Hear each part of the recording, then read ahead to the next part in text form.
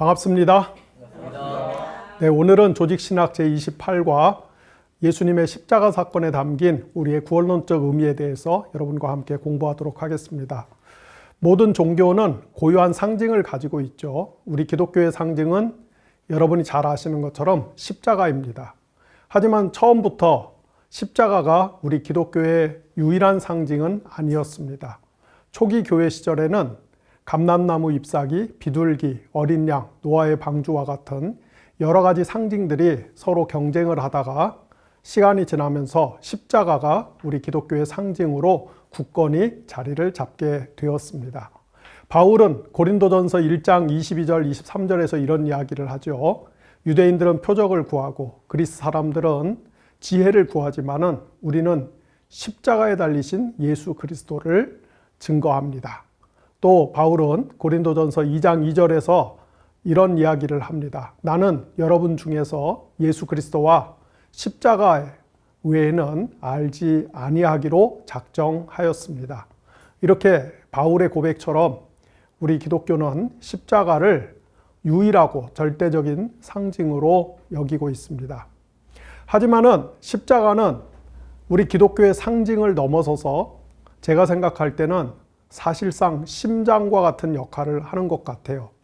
여러분, 우리 인체의 심장이 건강하고 제 기능을 잘 발휘해야만이 피와 산소가 온몸에 적절히 공급되어서 우리가 생명을 유지할 수가 있습니다. 마찬가지로 십자가는 온 세상을 위한 심장과 같은 역할을 합니다. 십자가가 제대로 박동을 할 때 온 세상 피조 만물에 하나님이 주신 생명이 적절하게 공급이 될 수가 있습니다.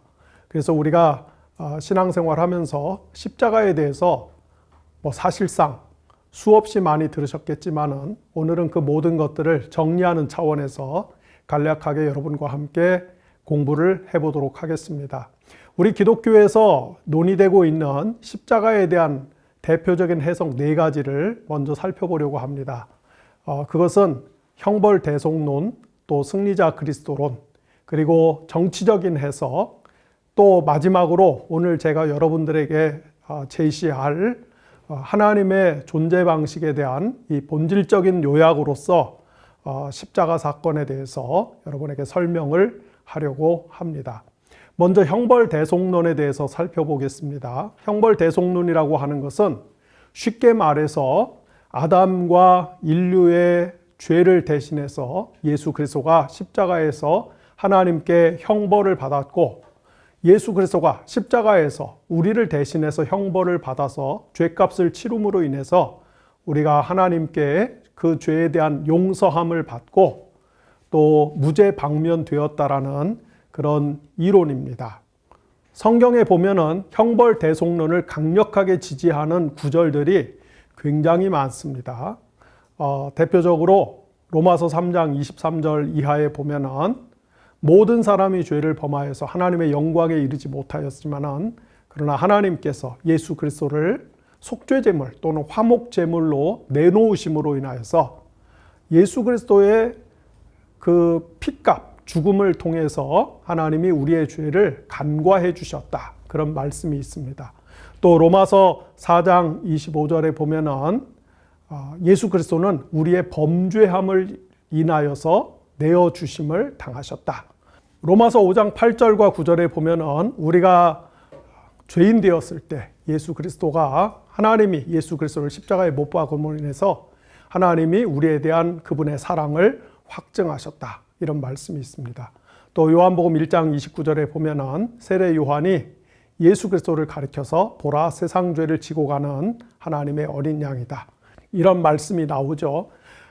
제가 몇 가지 간단하게 소개한 것처럼 이런 구절들은 예수 그리스도의 십자가의 죽음이 우리 인류의 죄값을 대속하기 위한 하나님께 형벌을 받은 그런 카테고리로 설명을 하는 것을 볼 수가 있습니다. 자, 그런데 형벌대속론이 우리 개신교의 속죄 교리에 있어서 가장 중심 교리, 또 핵심 교리로 자리를 잡게 된 데는 방금 소개한 것처럼 신약성경의 저자들이 형벌대속론을 강력하게 지지하는 그런 구절들을 많이 소개하는 것도 있지만은 또 한편으로 우리 개신교를 태동하는 데 있어서 결정적인 역할을 했던 종교개혁자들, 특별히 말틴 루터라든지 장 깔뱅과 같은 이런 대표적인 종교개혁자들이 신학을 전공하기 전에 법학을 전공했던 법률가 출신이었다라는 것이 제가 볼 때는 상당한 영향을 미치지 않았는가 그렇게 생각을 합니다. 주지하듯이 법률가가 하는 일이 뭡니까? 법률가는 죄인을 적발해서 그 사람이 저지른 죄값에 대한 형벌을 매기는 것, 이것이 법률가가 하는 가장 중요한 기능이죠. 그래서 루터나 칼뱅과 같은 이런 법률가 출신들이 봤을 때 신약 성경에 나오는 십자가에 대한 여러 해석들 중에 특별히 형벌 대속론을 지지하고 강화하는 그런 말씀들이 아마 그분들의 눈에 더 확 들어오는, 그분들의 뇌리에 더 확 강렬하게 박히는 그런 어떤 모종의 작용을 하지 않았을까 그런 생각을 합니다. 하지만은 20세기 들어서 형벌 대속론에 대한 아주 강력한 반발 또는 비판들이 우리 개신교 일각에서 제기된 것도 사실입니다. 그 중에 하나는, 아니, 내가 죄를 졌으면은 내가 죄값을 치러야지 왜 나 대신에 다른 사람, 즉 예수가 내 죄값을 치른단 말인가? 이것은 정의롭지가 않다.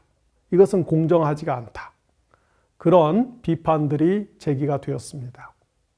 이 비판은 사실상 뒤집어서 이야기한다면 우리 개신교에서 아주 중요하게 생각하는 원죄 교리, 즉 아담이 범죄했기 때문에 아담 이후의 모든 인간이 다 죄인으로 출생할 수밖에 없다는 이 교리에 대한 비판을 내포하고 있는 것이죠. 아니, 아담과 하와가 선악과를 따먹어서 죄를 지었으면은 아담과 하와가 그들이 지은 죄값에 대해서 벌을 받고 그것으로 끝나야지. 나는, 여러분은 아담과 하와가 에덴 동산에서 선악과를 따먹을 당시에 태어나지도 않았는데, 우리는 그때 존재하지도 않았는데, 우리가 짓지도 않은 죄 때문에, 아담의 죄 때문에 우리가 죄인이 되어서 죽을 운명에 처한다는 것이, 이것이 과연 정의로운가? 이것이 과연 공정한 것인가? 라는 의문 또는 비판과 맥을 같이 하는 것이죠. 만약에 저와 여러분이 죄를 져서 하나님께 어떤 형벌을 받아야만 한다면 그것은 온전히 또는 온당히 내가 치러야 될 죄값이지, 아니 나 대신에 우리 기독교에서 이야기하는 것처럼 죄가 없는 예수가, 죄가 없는 예수님이 왜 나 대신에 십자가에서 죽어야만 하는가? 이것이 과연 공정한 것인가? 라는 그런 의문을 제기하는 신학자들이 이제 점점 늘어났습니다. 또한 예를 들어서 우리가 어떤 죄를 지었는지 그 죄에 대한 그 죄의 종류에 대한 어떤 형벌의 그레이드가 있잖아요. 형벌의 어떤 등급이라는 것이 있지 않습니까? 우리 실존하는 이 법률 체계에 보면은 형사소송법, 민사소송법 안에 이런 죄에 대해서는 이마만큼의 벌금을 때리거나 징역형을 매긴다. 그런 어떤 죄의 등급이라고 하는 것이 있지 않습니까? 그래서 내가 지은 죄보다 훨씬 더 과중한 그런 처벌, 형벌을 내리면은 이것이 사법적으로 정의롭지 못한 것이죠. 근데 우리가 어쨌든 성경에서 죄인이라고 하니까, 죄를 졌다고 하니까, 만약에 우리가 죄를 지어서 그것을 굳이 예수 그리스도가 내 대신에 죄값을 치러야 된다면은 나의 죄에 대한 합당한 등급에 맞는 죄값을 치르면 되는데, 그게 아니라 하나님은 내 죄값을 치르기 위해서 자기 아들을 십자가에서 죽여버렸어요. 그래서 우리가 어떤 죄를 지었던지 간에 우리의 죄값에 비해서 훨씬 더 과도한 형벌을 예수님이 받으신 것이 아니냐. 그리고 자기 아들을 십자가에서 그렇게 무참하게 무자비하게 죽일 정도의 그런 하나님이라면은 이런 신은 가히 우주적인 폭력적인 존재가 아니냐. 십자가 신학을 비판하는 신학자들의 표현을 그대로 빌어서 설명하면은 하나님은 이 우주적인 가학자가 아니냐. 그런 비판들이 이제 20세기 들어서 스멀스멀 제기가 되기 시작했습니다. 자, 하나님이 우리 죄를 대신해서 자기 아들을 십자가에서 죽이신 것은 너무나 폭력적인, 하나님의 어떤 그런 가학적인 본성을 반영하는 것이 아니냐라는 주장에 대해서 이 단계에서 우리가 내놓을 수 있는 반론 또는 해결책은, 형벌대속론에 대한 오해는 실은 삼위일체 하나님의 신비에 대한 오해에서 비롯된 것이다. 다시 말해서 성자 하나님이 십자가에서 온 세상의 죄를 대신해서 죽으신 것은 성부가 성자를 죽인 사건이 아니라 삼위일체 하나님의 신비한 연합 안에서 하나님 자신이 죽으신 사건이다. 누가 누구를 죽인 것이 아니고 하나님 자신이 자발적으로 온 세상의 죄를 대속하기 위해서 희생하신 사건이다. 우리가 이 단계에서는 이 정도의 대답을 할 수 있을 것 같습니다. 자, 두 번째 십자가에 대한 해석은 승리자 그리스도론이라고 하는 것입니다. 승리자 그리스도론은 하나님이 세상을 만드시기 전에 어느 시점인지 특정할 수는 없지만 하나님이 만물을 창조하시기 전에 하나님이 천사들과 같은 영적 존재를 먼저 창조하셨는데, 그 천사들 중에서 우두머리 천사, 최고 천사, 우리 교회의 전통에서는 루시퍼 이렇게 부르기도 합니다만은, 최고 천사가 자신의 지위에 만족하지 않고 하나님의 지위를 탐내서 다른 천사들을 선동하고 다른 천사들을 끌어들여서 하나님께 반역을 저지르는 그런 우주적인 어떤 쿠데타 사건이 있었다고 하는 것이죠.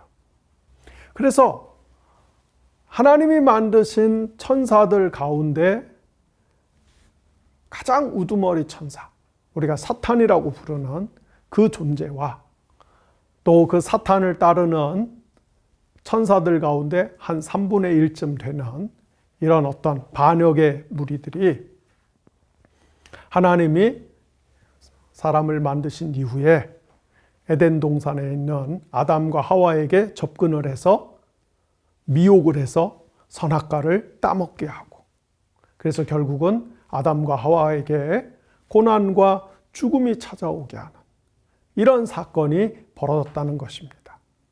그래서 인간의 범죄에는 바로 이 사탄의 존재, 사탄의 유혹이 있다. 그리고 이 세상에 있는 모든 고난과 죽음의 배후에는 결국은 사탄이 존재하고 있는 것이다. 따라서 하나님이 이 우주를 바로 잡으시기 위해서는 하나님께 반역한 이 사탄의 무리들을 척결하셔야 되는 것이죠. 그리고 이를 위하여 성자 하나님이 사람이 되셔서 이 땅에 오셔서 하나님의 통치를 선포하시면서 가장 중점적으로 하셨던 일이 뭡니까? 귀신을 내쫓고 사탄의 세력들을 결박하고 추방하는 것이었어요.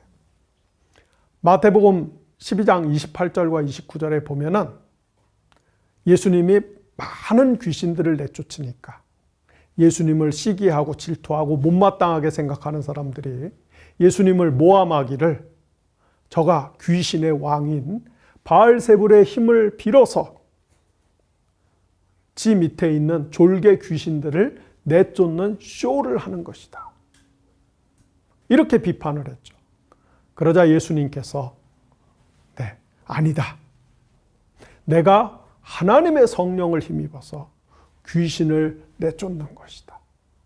그리고 내가 하나님의 성령을 힘입어서 귀신을 내쫓는 것은 이 세상을 옴짝달짝 못하게 만들고 그래서 하나님께 반역하게 만들고 죄를 짓게 만들고 그 결과 무수히 많은 고난과 죽음의 현상들을 초래하게 만드는 이 사탄의 세력들을 결박해서 무장해제시켜서 결국은 사탄의 세력들을 일소하기 위함이다. 예수님이 그런 말씀으로 응대하시는 것을 볼 수가 있습니다. 요한복음 12장 31절에 보면은 예수님이 같은 맥락에서 이제 곧 자신이 십자가에서 죽을 것인데 그렇게 되면은 이 땅에서 사탄의 세력들이 쫓겨날 것이고 이 세상의 임금을 참칭하는 사탄의 세력들이 결박될 것이다. 사탄에게 하나님의 심판이 임할 것이다. 이런 이야기를 하시는 것을 볼 수가 있습니다. 이렇게 사람이 되셔서 이 땅에 오신 예수님이 하나님의 나라를 선포하시면서 열심히 사탄의 세력들을 축출하시는데 그것의 절정이 어디입니까? 바로 십자가 사건에서 완성이 되는 것이죠. 골로새서 2장 14절 15절에 보면은 바울은 예수 그리스도가 십자가에서 사탄의 세력을 완전히 무장해제시키고 포로로 잡아서 온 우주를 질질 끌고 돌아다니면서 망신을 주셨다. 그런 표현을 합니다. 바울이 여기서 사용하고 있는 은유는 고대 그리스 로마 세계에서 그리스나 로마의 왕들이 또는 위대한 장군들이 전쟁에 나가서 상대방 국가를 점령하고 멸망시키고 그러면 그 나라의 왕, 그 나라의 장군들, 군인들을 전부 포로로 잡아서 머리를 밀어버리고 수염을 뽑아버리고 빨개 벗겨갖고서 쇠사슬로 꽁꽁 묶어갖고서 말 뒤에다가 묶어서 끌고 돌아다니면서 개망신을 주는 그런 어떤 전통들이 있었다 이 말이에요. 그래서 바울이 바로 그 장면을 채용해갖고 예수 그리스도가 십자가에서 사탄의 세력들을 그렇게 점령하시고 우리 눈에는 보이지 않지만은 예수 그리스도가 사탄의 세력들을 귀신의 세력들을 꽁꽁 묶어서 온 우주를 끌고 돌아다니면서 그렇게 망신을 주셨다. 이렇게 십자가 사건은 삼위일체 하나님이 사탄의 세력을 철저하게 패퇴시킨 사건이다. 그런 묘사를 하는 것을 볼 수가 있습니다. 다만 한 가지 우리가 승리자 그리스도론에 대해서 제기할 수 있는 반론은 우리가 통상 이제 사탄이 타락한 천사, 타락한 천사장이라는 그런 주장을 교회 안에서 아무런 의심 없이 또는 문제의식 없이 이렇게 전통적으로 수용을 해왔는데 사실은 성경 어디를 봐도 딱히 그 근거를 찾기가 어렵습니다. 제가 조직신학 저 앞에서 이 사탄과 귀신의 세력들에 대해서 설명할 때 이미 말씀을 드린 것처럼 이사야서 14장, 에스겔서 28장에 나오는 그런 어떤 이 아침의 아들, 계명성 이런 그 루시퍼에 대한 묘사들은 사실은 우리가 이렇게 사탄과 1대1로 매칭시키기가 쉽지 않은 그런 말씀들이다. 네, 요 정도만 말씀을 드릴 수 있을 것 같습니다. 자, 세 번째 십자가에 대한 해석은 이 정치적인 해석이라는 거예요. 20세기 중반 후반 이런 해방신학, 흑인신학, 뭐 이런 민중신학과 같은 이 정치신학들이 크게 유행하던 시기에 이 해석들이 이제 많은 인기를 얻고 주목을 받았던 시절들이 있습니다. 십자가에 대한 정치적 해석은 간단히 말하면 이런 것이죠. 예수님이 2000년 전에 갈릴리 땅에 출현하셔서 민중들과 함께 생활하면서 그 당시에 정치, 종교, 지배 계층을 혹독하게 비판하시고 어떤 지배 세력의 이익에 반하는, 충돌하는 그런 삶을 사셨어요. 그러자 이 지배 계급에 의해서 평상시 가혹할 정도로 수탈당하고 억압받던 많은 민중들이 예수님을 새로운 예언자, 새로운 메시아적인 존재로 추앙하면서 열렬한 지지를 보냈죠. 이를 본 당시의 유대 지배 계급들이 이제 정치적인 위기의식을 갖게 됩니다. 야, 이런 현상을 그대로 방치했다가는 자칫하면은 나중에는 지금 호미로 막을 수 있는 것을 나중에 가래로도 못 막겠구나. 그래서 미연에 어떤 재앙의 싹을 잘라버리기 위해서 예수님을 십자가에서 정치사범으로 몰아서 십자가에서 예수님을 처형했다고 하는 것입니다. 이렇게 보면은 예수님은 가난하고 억울하고 불행한 삶을 사는 이 민초들의 이해관계, 복지와 안녕을 대변하기 위해서 지배 계급의 탐욕과 억압을 타파하기 위해서 분연히 일어났던 혁명가적인 존재예요. 다만 예수님의 혁명은 아쉽게도 십자가에서 정치사범으로 몰려서 처형됨으로 인해서 현상적으로는 실패했다고 하는 것이죠. 하지만 그 예수님이 우리 인류에게 남겨주신 그 혁명의 정신, 이 혁명의 유산은 여전히 지금도 세계 곳곳에서 억압받고 착취당하는 민중들의 삶 속에서 여전히 살아 숨쉬고 역사하고 있다는 것입니다. 이것이 바로 십자가에 대한 정치적인 해석이다. 자, 마지막으로 제가 이제 여러분들에게 제시하고 싶은 중요한 해석은 예수님의 십자가의 죽음은 사실은 성자 하나님으로 대표되는 삼위일체 하나님의 존재 방식을 압축해서 보여주는 그런 핵심적 사건이라고 하는 것입니다. 자, 우리가 앞에서 공부했던 내용을 다시 한번 복습해 보겠습니다. 삼위일체 하나님은 페리코레시스적인 방식으로 존재한다. 제가 이전에 수없이 설명을 드렸던 내용이죠. 쉽게 말해서 성부와 성자와 성령 하나님께서 동일한 본질을 가지고 계시는 하나님이신데 성부와 성자와 성령이 서로 자기를 비워서 다른 두 하나님을 초청해서 환대하고 사랑의 교제를 나누는 그런 페리코레시스적인 존재 방식을 가지고 계시는 분이시다. 그런데 삼위일체 하나님의 두 번째 위격이신, 두 번째 실체이신 성자 하나님이 사람이 되셔서 이 땅에 오셨어요. 영원한 하나님이 시간 안에서 사멸되어 가는 연약한 존재가 되어 이 땅에 오셨습니다. 그런데 인간이 되어 이 땅에 오신 성자 하나님은 인간이 되신 상태에서도 영원전부터 존재하시던 삼위일체 하나님의 페리코레시스적인 존재 방식을 결코 조금도 약화시키거나 잃어버리지 않았다고 하는 것이죠.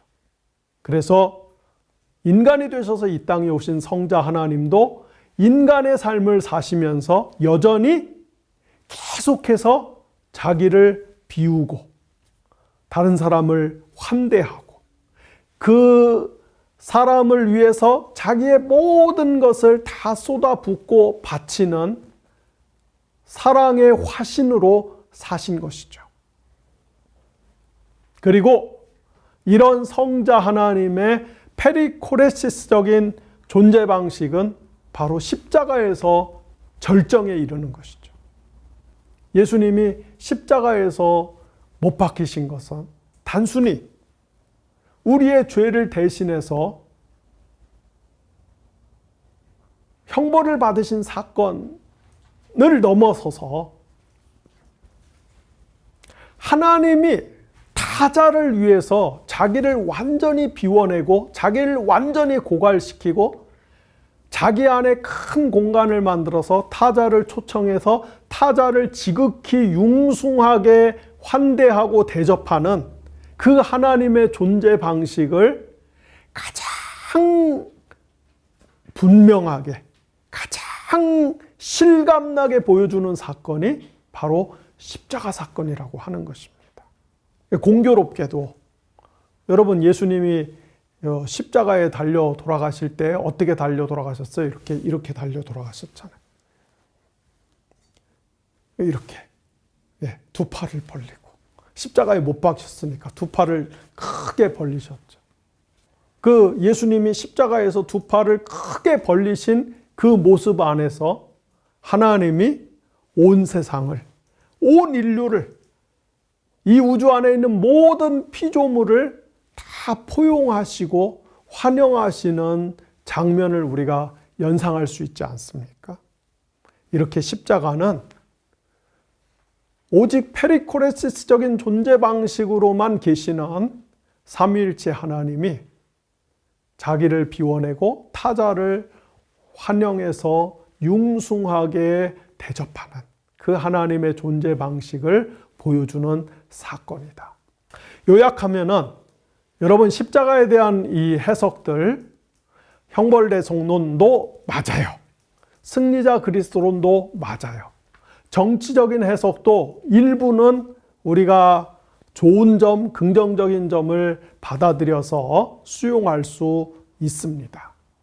하지만 이 모든 것을 떠받드는 근본적인 기초가 있는데 또는 이 모든 것들을 지탱해주는 마치 척추뼈와 같은 그런 역할을 하고 있는 내용이 무엇이냐? 바로 십자가는 삼위일체 하나님이 모든 타자를 위해서 자기를 완전히 내어주고 섬기는 그런 하나님의 환대를 보여주는 사건이라고 하는 것입니다. 자, 이어서 우리가 생각해 볼 것은 앞에서 제가 형벌대속론을 설명하면서 예수님이 십자가에 못 박히신 것은 아담과 아담의 후손인 우리 인류의 죄를 대신해서 하나님께 형벌을 받은 것이다. 이런 설명을 이제 했는데요. 자, 그렇다면 도대체 죄라고 하는 것이 뭐냐? 예수님이 우리의 죄 때문에, 인류의 죄 때문에 십자가에서 죽으셨다고 하는데, 아니, 교회에 오면은 계속 그 얘기 하잖아요. 교회에 오면은 제일 많이 듣는 게 뭡니까? 여러분 죄인이라고. 나는 죄인이라고. 그래서 옛날 부흥사들은 농반, 진반 그런 이야기를 많이 했습니다. 이 세상에 가장 의인이 많이 모여 있는 데가 어디냐? 서울구치소. 거기는 다 난 죄가 없다고. 난 너무나 억울하다고. 이 세상에 죄인이 가장 많이 모여 있는 데가 어디냐? 교회. 교회는 오면 그냥 다 고개를 조아리고 눈물을 찔찔 짜면서 주님, 저는 죄인입니다. 그런 고백을 합니다. 제가 어렸을 때는 교회 안에서 부흥사경회를 정말 많이 했는데요. 1년에 몇 번씩 부흥사경회 하고 또 하여튼 저녁 예배, 기도회도 얼마나 많았습니까? 저희 어렸을 때는 교회에서 철야기도 하면은 요즘은 이렇게 심야기도 하고서 한두 시간 하고 끝내는데 저희 때는 저녁 10시에 시작하면은 그 다음날 새벽 4시까지 정말 하고 새벽 4시에 또 끝나서 집에 보내주는 게 아니에요. 새벽 기도까지 하고 가라는 거죠. 진짜 그냥 말 그대로 철야를 합니다. 근데 부흥회나 철야 기도 때 설교하는 분들이 죄를 회개하라고 막 다그치는데 그럼 또 이 옆에 보면 어른들이 막 울면서 가슴을 또 쥐어 뜯으면서 죄를 회개하는데 아니 저는 초등학생인데 아무리 생각해도 내가 별로 죄가 없는데 딱히 가끔 부모님 말씀 안 듣고 속 썩인 거 동생들하고 싸운 건 아니고 일방적으로 팬 거 그거 말고는 그렇게 애통해 하면서 회개할 죄가 없는데 근데 또 혼자 안 울기도 뭐하고 그래서 옆에서 막 울면서 기도하면 다 눈 감고 울면서 기도하니까 저는 안 보는 사이에 이렇게 침 발라갖고 묻히고 저도 우는 신용하고 그랬던 기억이 납니다. 어쨌든 교회에 오면은 거의 강박에 가깝게 여러분은 죄인입니다. 이걸 이제 강조하는데 도대체 이 죄가 뭐냐? 우리가 교회의 전통에서는 죄를 크게 원죄와 자범죄로 나누죠. 원죄는 아담과 하와가 선악과 따먹고 지은 죄. 자범죄는 그런 아담과 하와가 우리 인류의 본성에 새겨놓은 이 죄성 때문에 우리가 살아가면서 짓는 죄들.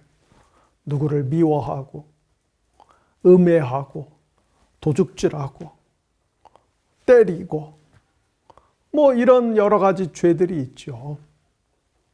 우리가 생각하는 죄는 그런 죄입니다. 하지만은 죄는 그보다 훨씬 더 근본적이고 파괴적이고 치명적인 것이에요.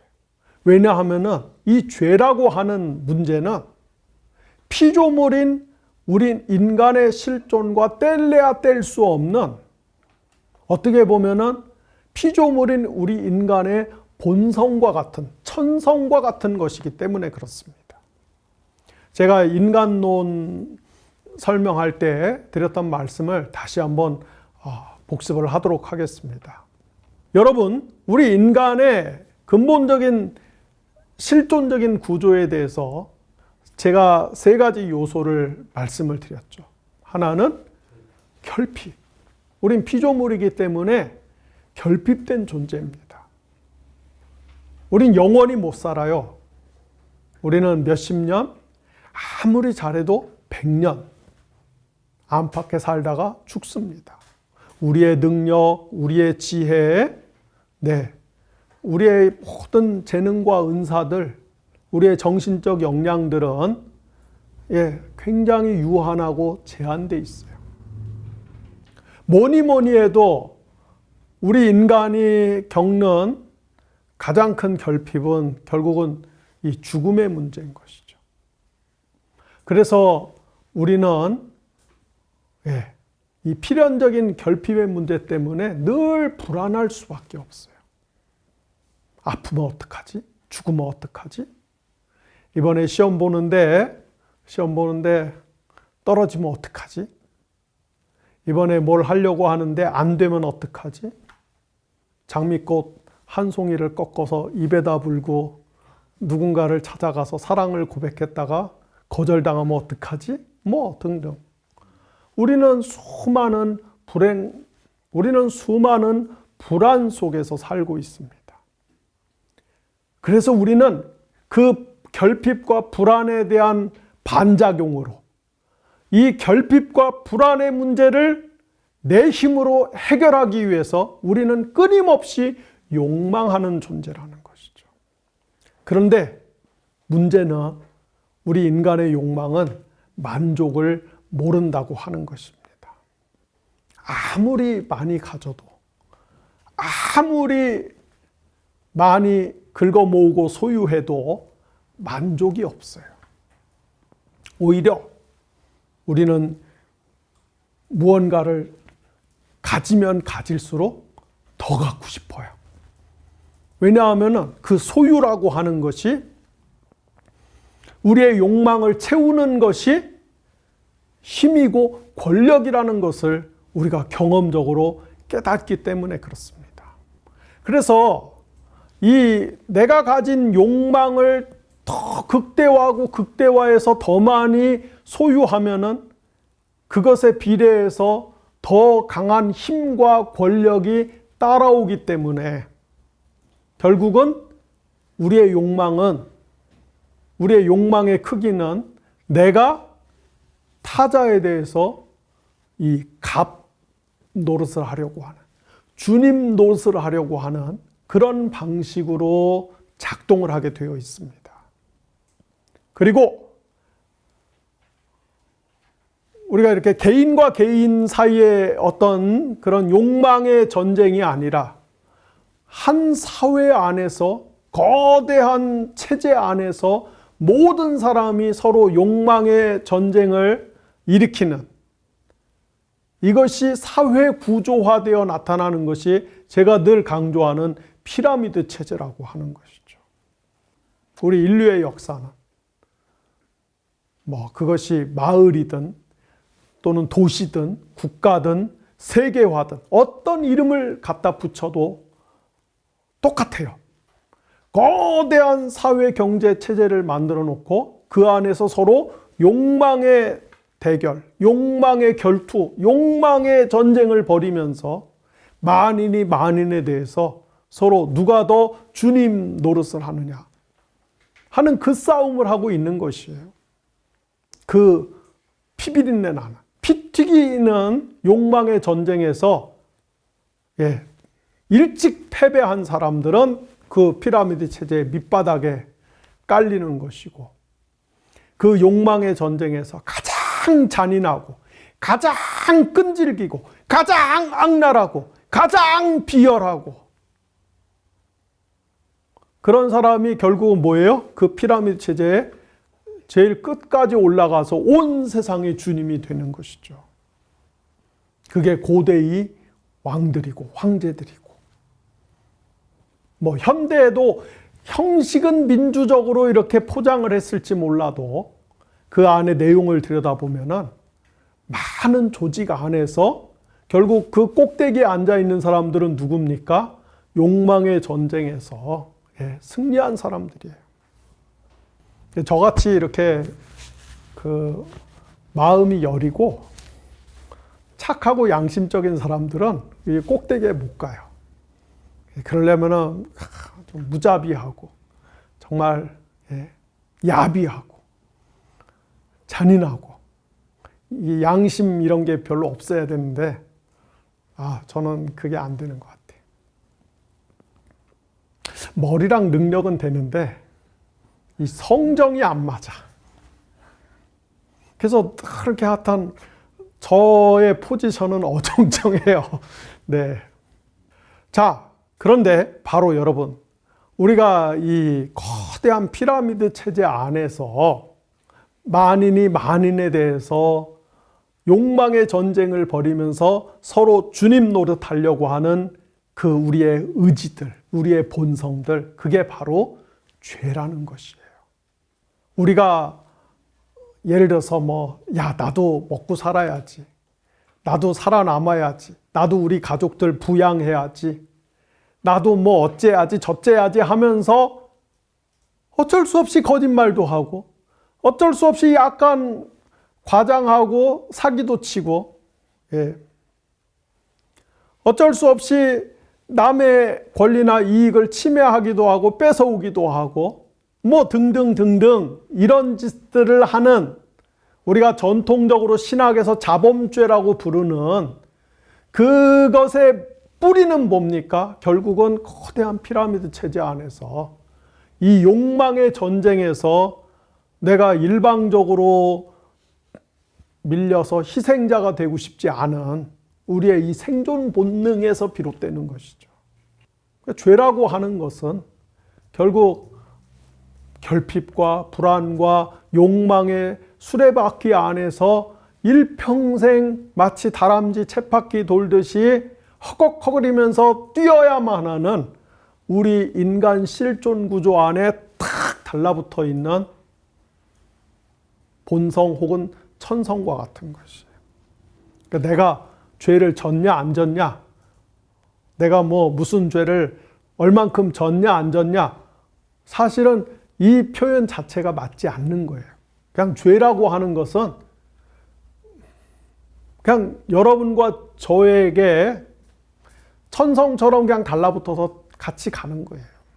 그래서 이것을 다른 표현으로 바꿔서 말씀을 드리면은, 죄라고 하는 것은 피조물인 우리 인간이 이 거대한 우주적 피라미드 체제 안에서 계속해서 더 높아지고 올라가려고 하는 이 본성, 욕망, 한마디로 상향식 존재 방식이라고 하는 것이에요. 여러분, 실제로 우리가 그렇게 살잖아요. 우리가 왜 학교에서 공부를 열심히 합니까? 왜 좀 더 나은 회사에 들어가려고 합니까? 우리가 왜 돈을 벌려고 합니까? 아니, 왜 우리가 우리 자식들을 그렇게 들볶으면서 자식들한테 그런 인생을 기대하고 그런 인생을 강요하고 그런 인생을 투사하고 왜 그렇게 삽니까?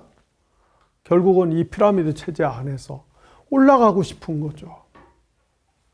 상향식 존재 방식이야말로 죄의 본질이다. 그리고 서로가 이 피라미드 체제 안에서 서로가 한 칸이라도 더 올라가려고 아둥바둥 티격태격, 제가 우리 한국 사회를 묘사할 때 빼놓지 않고 쓰는 표현, 우리 한국 사회 팔꿈치 사회, 다 그렇게 출발선에 모여서 요이 땅 하면 뛰는데, 이것도 사실 거짓말이에요. 100m 경주를 하는데 출발선에 공평하게 서 있는 사회가 아니죠. 누구는 80m에서 뛰고 누구는 60m에서 뛰고 누구는 30m에서 뛰고 누구는 10m에서 뛰는데, 그런데 뛰면서 서로의 다른 사람보다 앞서 나가기 위해서 팔꿈치로 끊임없이 치고 나가는 사회. 제일 비극적인 게 뭐냐면은 100m 출발선에 다 같이 있다가 요이 땅 하면 출발하면서 서로 팔꿈치로 치고 나가는 것도 꼴불견인데, 이것도 비극이고 불행인데, 우리 사회는 80m, 60m, 50m 지점에서 먼저 출발하는 사람이 저 100m 뒤에서 따라오는 사람들을 못 따라오게 팔꿈치로 친다 이 말이죠. 팔꿈치 정도가 아니라 막 지뢰도 깔아놓고 부비트랩도 깔아놓고 막 별짓을 다 해요. 그게 한국 사회죠. 근데 우리가 정말 이렇게 살아서 될까? 이것이 우리 기독교인들 입장에서 이것이 성경적일까? 잠깐씩 그렇게 고뇌하고 탄식하고 성찰을 할 때가 있을지 몰라도 결국 현실로 돌아오면은 다 그렇게 살려고 그래요. 특히 자식들한테 그래요. 바로 여기서 우리가 이 세상에서 겪는 모든 고난과 죽음의 현상들이 파생하는 것이에요. 죄의 본질은 뭐냐? 피조물인 인간이 자신의 피조성을 스스로 해결하기 위해서 무한한 욕망의 루프에 빠져서 계속해서 더 피라미드 체제 한 칸이라도 더 올라가려고 하는 상향식 존재 방식. 여기서 우리 인간 사회가 겪는 모든 불행과 고난이 발생하는 것입니다. 그런데 이런 상향식 존재 방식의 배후에는 바로 사탄이 있다라고 하는 것이죠. 요한계시록에 보면은 이 사탄의 화신, 로마 황제로 대표되는 사탄의 화신, 쉽게 말해서 사탄적인 존재를 666이다 이렇게 표현을 합니다. 왜 사탄의 존재, 사탄적 존재 방식을 666이라고 표현을 하는가? 성경의 세계관에서 하나님은 7로 표현되는 분이에요. 7은 완전 숫자. 그런데 7이 3개가 있어요. 삼위일체에서 표현되는 것처럼 7뿐만 아니라 3도 완전 숫자예요. 그래서 하나님은 어떻게 보면 777인 존재죠. 창조주 하나님만이 누릴 수 있는 존재 방식입니다. 777. 그런데 사탄도 피조물이기 때문에 하나님처럼 777이 될 수가 없어요. 사탄은 7보다 못한 숫자야. 그래서 6이야. 그런데 사탄은 피조물로서 자신이 하나님보다 한 칸 아래라는 것을 인정을 못해요. 그걸 수용을 못해요. 그래서 지 힘으로, 지 능력으로 6에서 만족하지 못하고 7이 되려고 자꾸 점핑을 하는데 그게 뭡니까? 반올림을 치는 거죠. 666. 반올림을 치면은 7이 될 수 있을 것 같으니까. 이게 사탄의 본성이에요.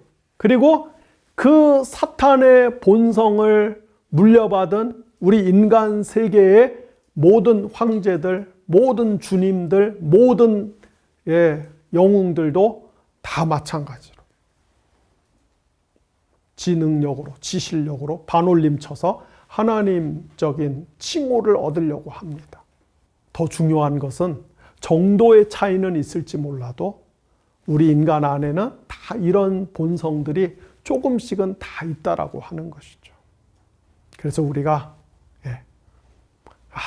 내가 피라미드 체제 여기서 한 칸만 더 올라가면은 혹시 신적인 삶을 살지 않을까? 하나님적인 삶을 살 수 있지 않을까? 그런 어떤 헛된 망상에 젖어 사는 거예요.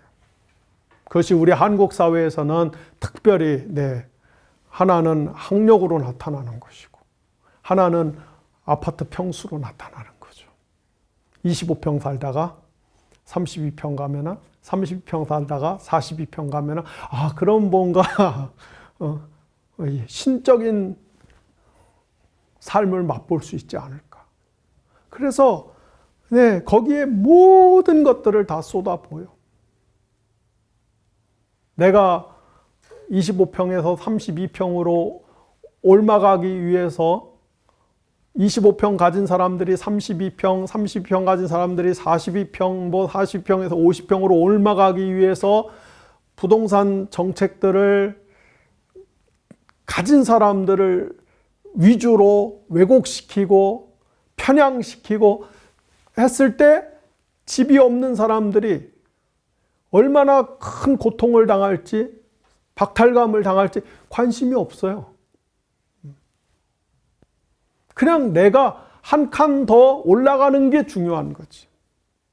다시 말씀드립니다마는 우리 인간 사회에서 발생하는 모든 불행과 고난과 죽음의 현상 이면에는 바로 이렇게 우리가 욕망을 필두로 해서 하나님처럼 되려고 하는 상향식 존재 방식이 그것의 뿌리라는 것이죠.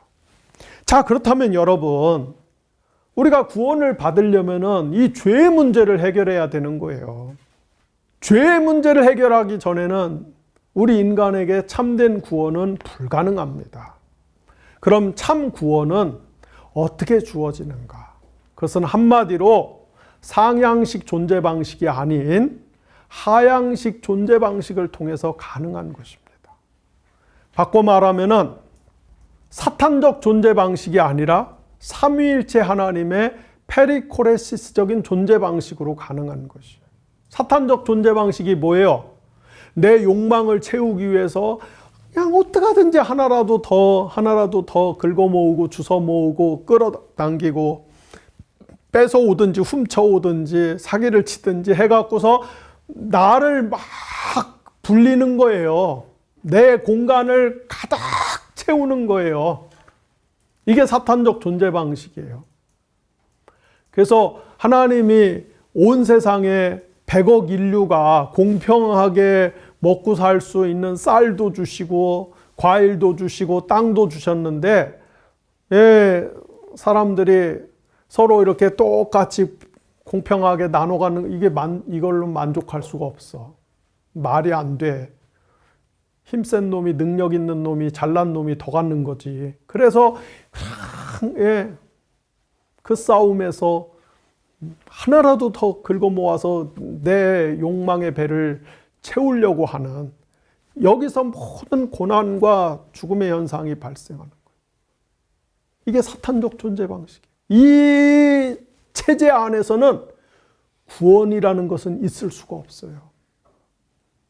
진정한 구원은 이것과 반대되는 삶, 반대되는 존재 방식, 그게 뭐예요? 하나님의 페리코레시스적인 방식. 그 존재 방식은 뭡니까? 오히려 나를 비워내는 거지. 내 안에 공간을 만들고 그 공간에 타자를 기쁨으로 초청해서 환대하고 내게 있는 것으로 나누고 사랑의 춤을 추면서 함께 공존하는 삶. 여기서 구원이 시작되는 것입니다. 예수님은 바로 그런 존재 방식의 모범을 보여주시기 위해서 이 땅에 사람이 되셔서 오신 것이죠.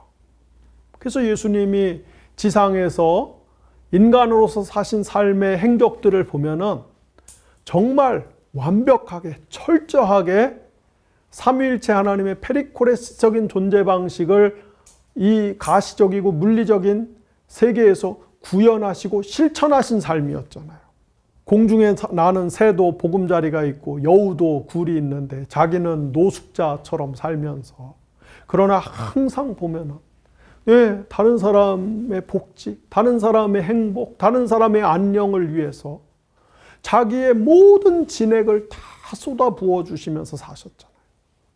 항상 가난한 사람들, 배고픈 사람들, 멸시받는 사람들의 친구가 되셨고, 아픈 사람들을 고쳐주시고, 귀신 들린 사람들을 깨끗게 하시고, 우는 사람들의 그 눈물을 닦아주시고, 마침내는 십자가에서 자기 생명을 다 쏟아 부으시고, 예수님의 이런 페리코레시스적인 존재 방식이 세상에 구원을 가져오는 것이죠.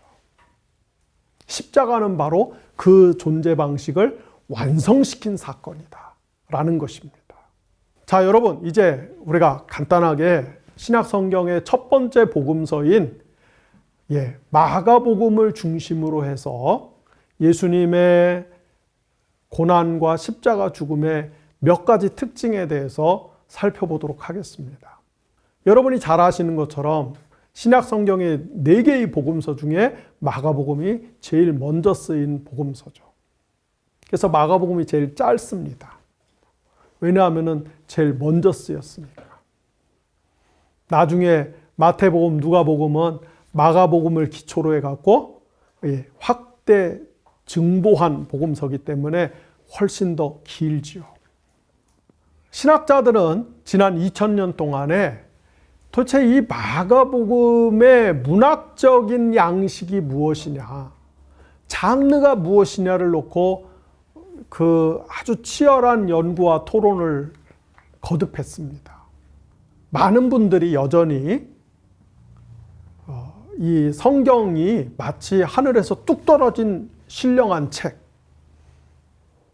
하나님이, 성령님이 아야야야야 이렇게 하면은 그냥 불러준 대로 다 받아 적으면은 이게 거룩한 하나님의 말씀, 문자 하나 토시 하나도 건드리면 안 되는 그런 어떤 신령한 책으로 그렇게 이해를 하세요.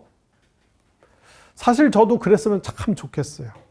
그럼 뭐 이거 연구할 필요도 없지. 그냥 무조건 믿는 거지. 이슬람 신자들이 그렇게 코란을 받아들이잖아요. 코란 연구의 대상이 아니잖아요. 감히 코란을 연구해? 그냥 무조건 믿어야지. 번역도 할 수 없어, 코란은. 신의 말씀이기 때문에. 우리 기독교의 성경도 참 그런 성경이면 좋겠어요. 그런데 다행인지 불행인지 모르겠지만 성경은 그런 책이 아니라는 것이죠. 성경은 하나님의 말씀이지만은 인간의 문학적 양식을 가지고 쓰여진 책이에요. 그래서 성경은 연구의 연구를 거듭할 필요와 당위가 있어요. 신학자들이 지난 2000년 동안 복음서의 양식을 정체를 캐내기 위해서 많은 노력을 했는데요. 이제 20세기 후반, 21세기 초반에 와서, 그러니까 최근 한 20년 어간에 와서 신학자들 사이에서 마가복음은 고대 그리스 로마의 전기 양식을, 전기가 뭡니까? 위인전, 영웅들의 일대기, 그 형식이 있어요. 그 형식을 그대로 차용해다가 예수님의 생애에 적용한 그런 책이구나. 오늘날은 상당히 많은 신학자들이 여기에 대해서 대체적인 합의가 되었어요. 자, 그런데 여러분, 우리가 이 전기 양식, 영웅담이라고 부르는 것과 예수님의 삶을 이렇게 비교해 보면은, 마가복음은 예수님의 삶에 대한 전기 양식이잖아요. 이 둘을 비교해 보면은 심대한 차이점이 있어요. 심대한 차이점. 그게 뭐냐? 이 세속에 있는, 그러니까 그리스나 로마에 있는 황제나 영웅들의 이야기를 쓴 책들을 보면은 천편일률적으로 어떤 위인이, 영웅이 인생의 초반부에는 지독하게도 고난을 당해요.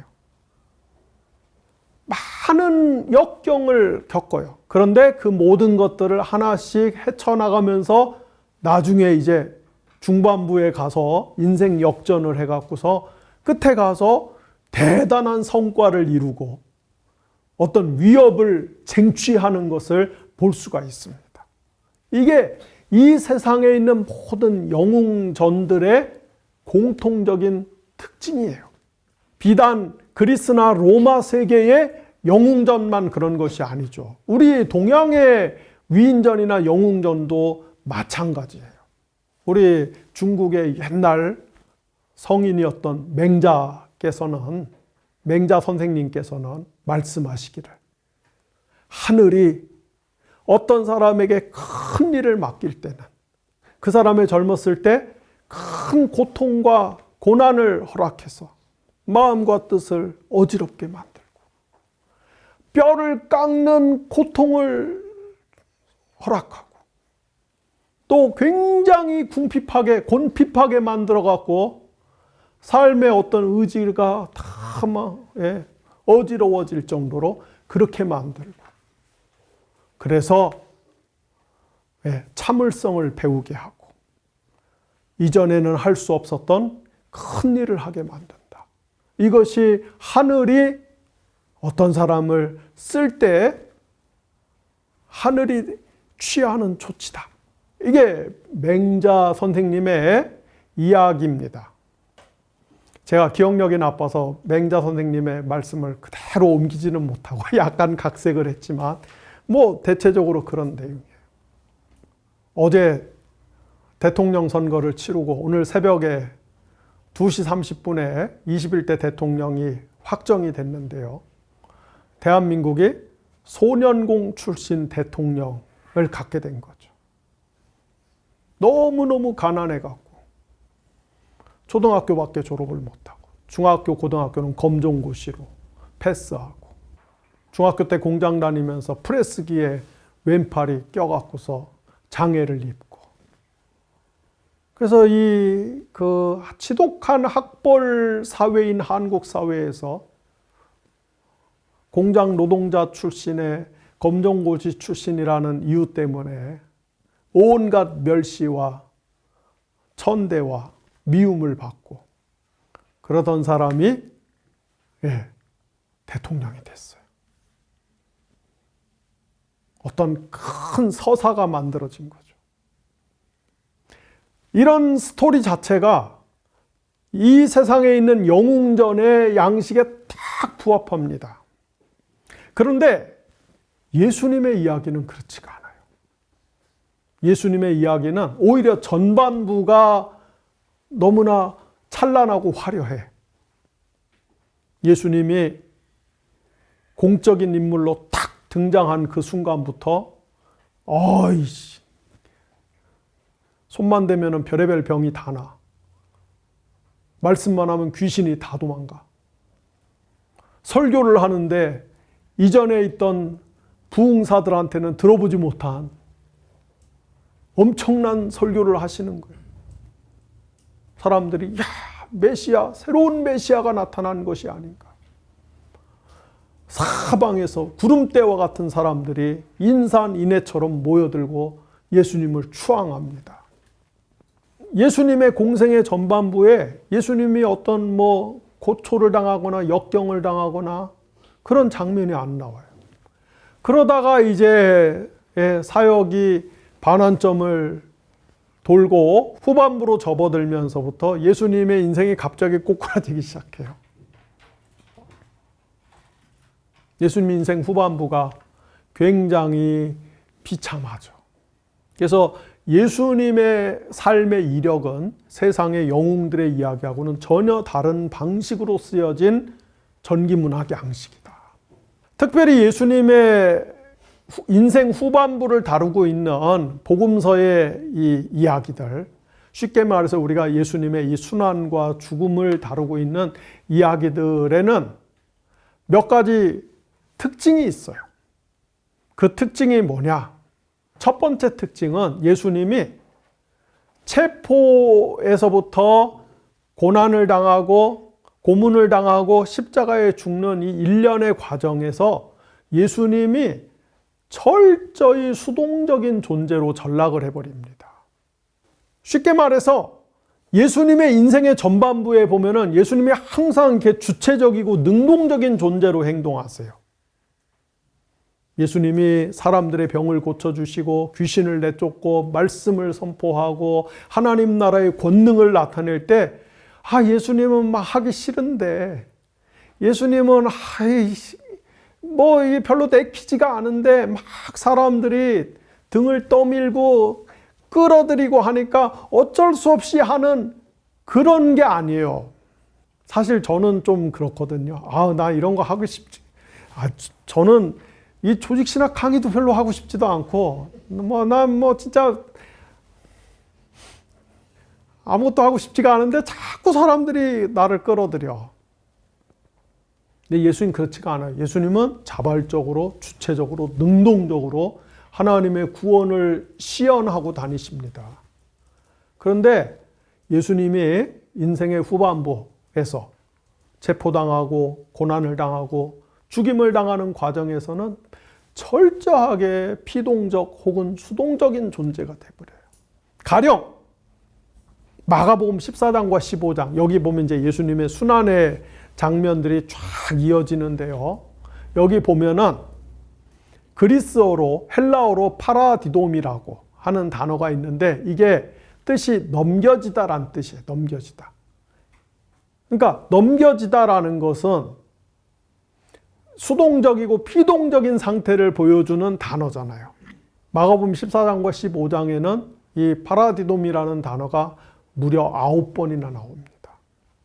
예수님이 겟세마네 동산에서 체포돼서 넘겨지고 대제사장들한테 넘겨지고 헤로드한테 넘겨지고 빌라도한테 넘겨지고 로마 군인들한테 넘겨지고 계속해서 예수님이 이렇게 넘겨져요.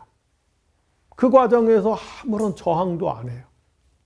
이게 예수님의 인생의 마지막 특징 중에 하나입니다.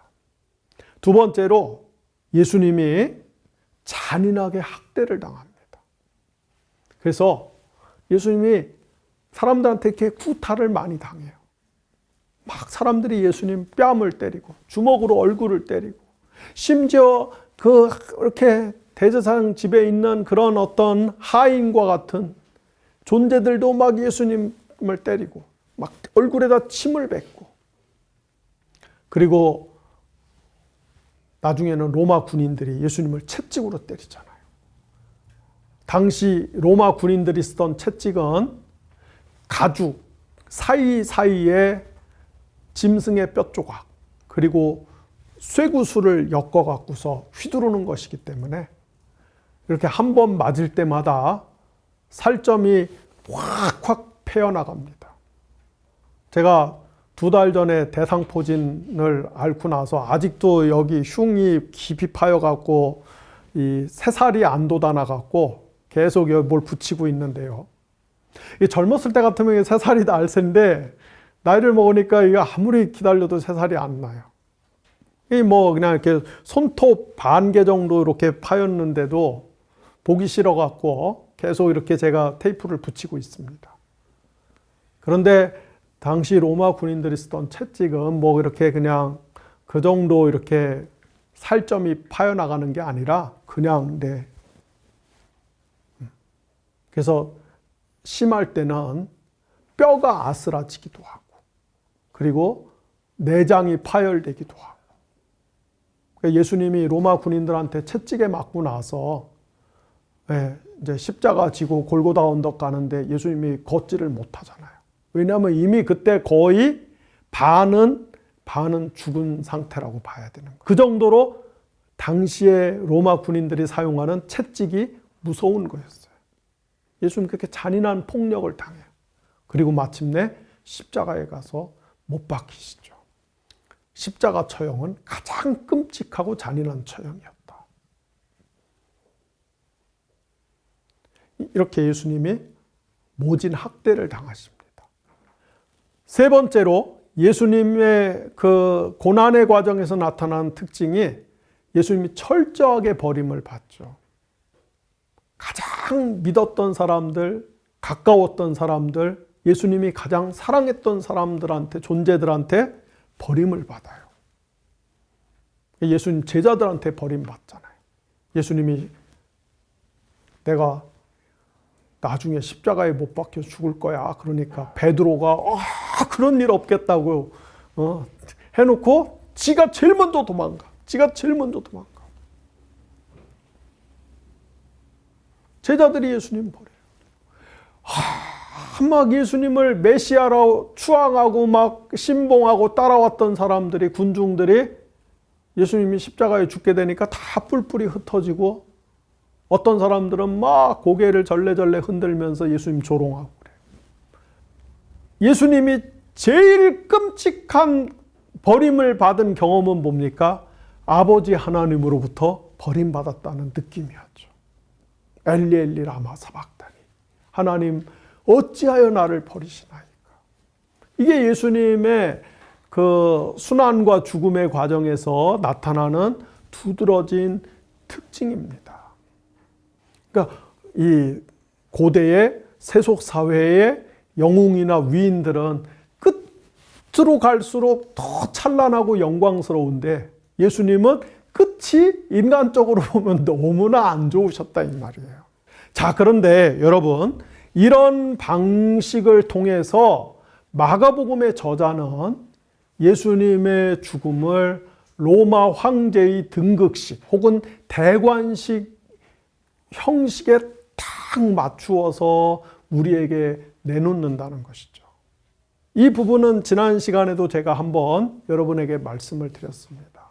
예수님 시대에 로마 제국에서 새로운 황제가 출현해서 황제의 자리에 즉위할 때 먼저 이제 황제의 그 관저, 황제의 집에 근위대 6,000명 정도가 모여서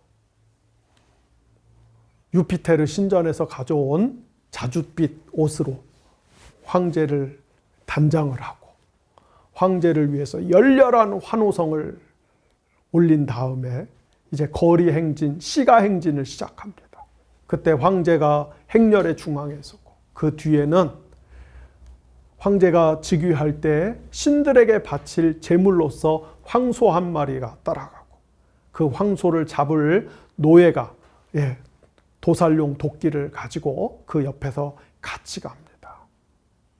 그래서 이제 로마의 카피톨리노 언덕, 여기가 번역하면은 이 머리 언덕이라는 곳이에요. 그 카피톨리노 언덕 정상에 유피테르 신전이 있는데, 유피테르 그러면 잘 이렇게 생소해 하실 수 있는데 주피터, 그리스 신화의 주피터.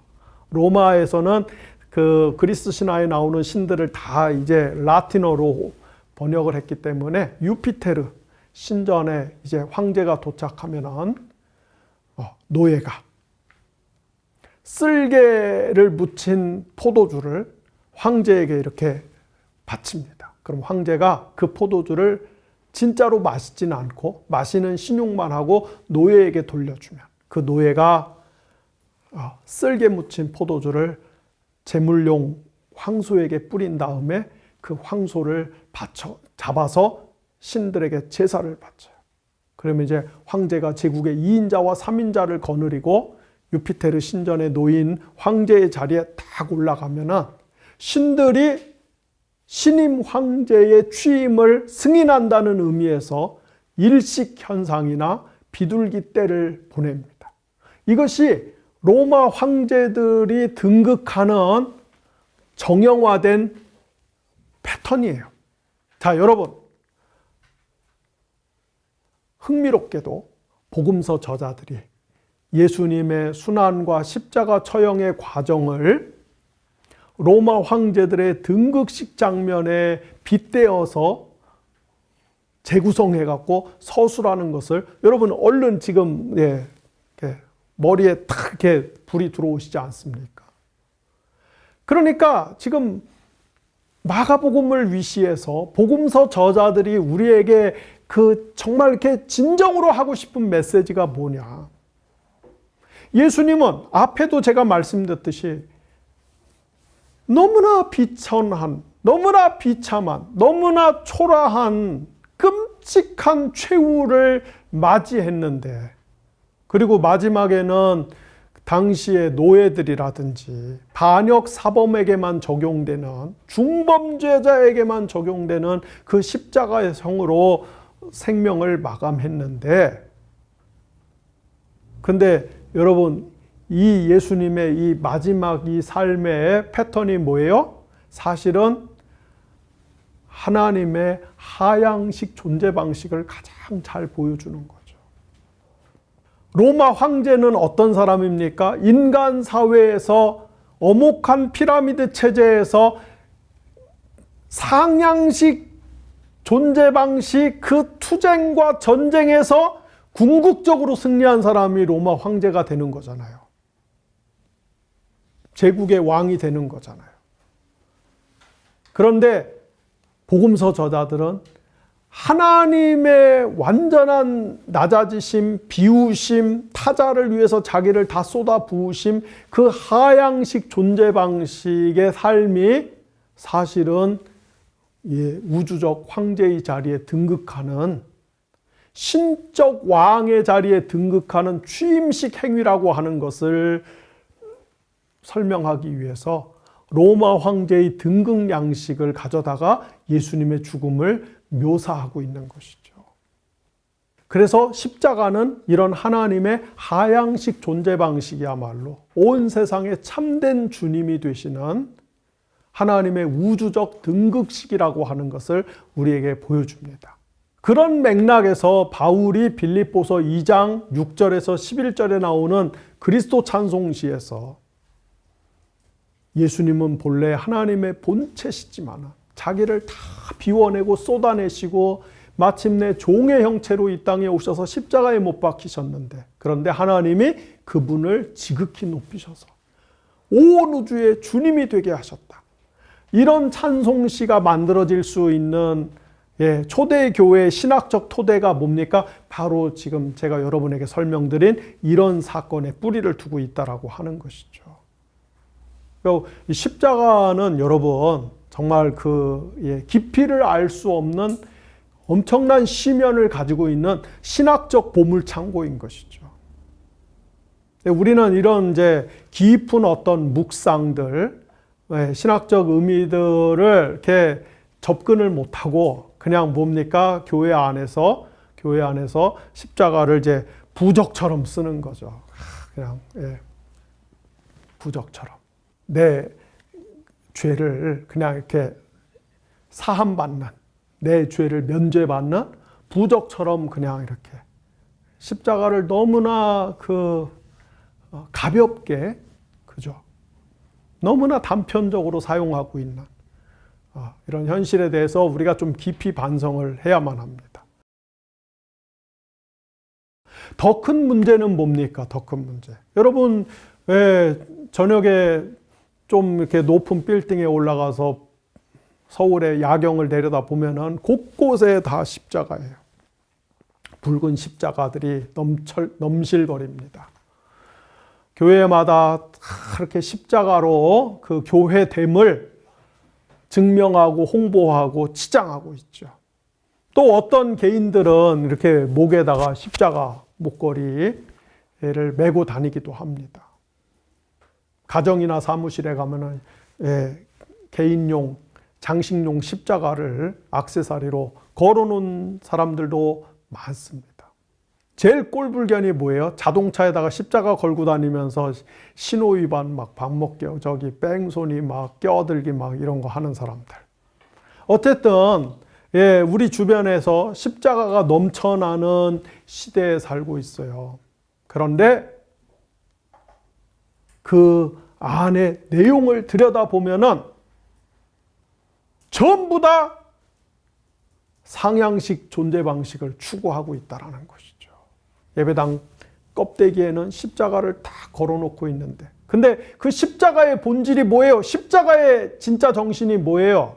자기를 비우고 공간을 만들어서 타자를 환대하고 타자를 위해서 자기를 다 쏟아부어서 타자를 축복하는 것, 타자의 생명과 복지를 증진시키는 것, 이게 십자가의 정신 아닙니까? 이게 하나님의 페리코레스적인 존재 방식이 아닙니까? 그런데 십자가를 걸어놓고 있는데 그 안에서 행해지는 목사님들의 설교를 보면 뭐예요? 다 피라미드 체제에서 신의 능력과 신의 도움과 신의 은총을 빌어서 한 칸이라도 더 올라가라는 거지. 한 칸이라도 더 올라가라. 여러분의 자녀들이 한 칸이라도 더 올라갈 수 있게 여러분이 하나님의 통장에다가 뭐래도 입금을 하라는 거지. 그래서 우리가 막 교회 와서 기도하고 봉사하고 막 하는 것들을 보면은 결국은 내가 어떻게 하나님께 조금이라도 예쁨을 받아서 인정을 받아서 그래서 하나님께 복을 받아서 하나님의 도움으로 내가 더 상승적인 삶을 살 수 있을까? 십자가의 본질과는 완전히 반대된 신앙생활들을 하고 있어요. 그게 우리 기독교의 현 주소입니다. 교회도 그렇고 개인도 그렇고. 욕망을 극대화하는 것, 신의 도움으로 하나님의 도움으로 내 욕망을 최대치로 달성해 보려고 하는 것, 이게 오늘날 우리 기독교 신앙의 현 주소예요. 근데 거기다 십자가만 갖다 붙인 거지. 아까 제가 뭐라고 말씀드렸어요? 이 세상의 모든 고난과 죽음의 뿌리가 뭐예요? 우리 욕망을 극대화해서 상향식 존재 방식을 추구하는 거.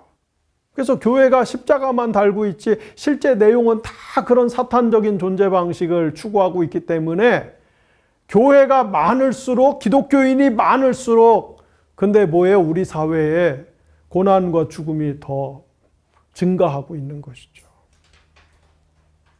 제 말이 거짓말이에요? 제 말이 거짓말이에요. 거의 대부분이 그렇게 살고 있지. 그런 이상한, 요상한 하나님 예수를 믿고 있는 것이죠. 그게 아니라 이 말이에요. 그러니까 한국 교회가 정말로 근본적으로 개혁되고 근본적으로 새로워지려면은 무슨 뭐 재정을 투명하게 한다. 그거 당연히 해야 되죠. 정관을 만들어서 뭐 특정한 인물, 특정한 소수에게 교회의 어떤 권한이 집중되게 하지 말. 물론 그런 것도 해야 돼요. 근데 이런 것이 교회를 교회답게 만드는 그런 근원적인 조치가 아니라는 거예요. 신학이 달라져야 돼요. 우리의 복음에 대한 이해가 달라져야 돼요. 우리의 믿음의 내용이 달라져야 돼요. 우리의 믿음의 내용이 근본적으로 혁신이 돼야 되는 것입니다. 그래야 우리가 십자가의 종교라고 하는 기독교의 본래의 정신과 도리를 회복하고 실천할 수 있고, 그 십자가의 종교가 세상에 존재함으로 인해서 이 세상에 하나님의 생명이 흘러갈 수 있는 것입니다. 오늘 공부 서두에서 말씀드린 것처럼 십자가는 단순히 기독교의 상징으로 끝나는 것이 아니라 온 세상을 위한 하나님의 심장과 같은 것이다. 심장이 건강하게 박동할수록 우리 신체에 생명이 계속해서 공급되는 것처럼 십자가가 십자가다워질 때, 교회가 십자가의 본질과 정신을 참되게 회복할 때 하나님의 생명이 온 세상으로 흘러갈 수 있다라고 하는 것이죠. 우리가 이 땅에 사는 동안에 그런 교회, 그런 십자가의 도리를 우리가 회복할 수 있는 은혜가 있기를 바랍니다. 기도하겠습니다. 하나님 아버지, 감사합니다. 오늘 예수님의 십자가에 대해서, 그 구원론적인 의미에 대해서 저희가 간단하게 공부를 했습니다. 하나님, 우리가 십자가를 주술에서 사용하는 부적처럼 그렇게 악용하고 있지는 않은지 저희 자신을 반성하고 회개합니다. 교회가 십자가를 달고 있지만은 십자가는 하나의 장식품에 불과하고 그 안에서는 실제로는 온 세상을 골병들게 하고 온 세상을 죽음의 늪으로 몰아가고 있는 사탄적인 존재 방식이 하나님의 이름으로 악용되고 있는 이 현실을 회개합니다. 주님, 불쌍히 여겨주시고 우리 자신뿐만 아니라 한국교회 일반의 십자가의 도를 바로 깨닫는 그런 성경 해석들, 그런 신학적인 퍼스펙티브들, 그런 윤리적인 결단들이 시도되고 자리 잡을 수 있도록 도와주셔서 교회가 진정으로 십자가의 공동체가 될 수 있도록 도와주시고, 그리하여 교회가 자기를 비우고 타자를 위해서 자신을 완전히 내어놓는 하나님의 사랑의 화신의 공동체가 되어서 온 세상을 축복하며 온 민족을 축복하며 열방의 하나님의 생명의 젖줄기를 흘려보내는 그런 하나님의 구원의 도구가 될 수 있도록 저희들을 불쌍히 여겨주시고 환골탈퇴할 수 있는 은혜를 허락하여 주시기를 원합니다. 오늘 한국 사회 안에서 한국 교회가 사람들에게 교회 때문에 못 살겠다, 교회 때문에 정말 억장이 무너진다, 교회가 한국 사회의 진보와 발전의 가장 큰 걸림돌이다, 하나님, 그런 말을 듣는 현실을 하나님, 누구 탓도 아니고 누구 잘못도 아니고 우리 모두가 그 실책과 과오에 연루가 되어 있습니다. 부끄럽고 죄송합니다.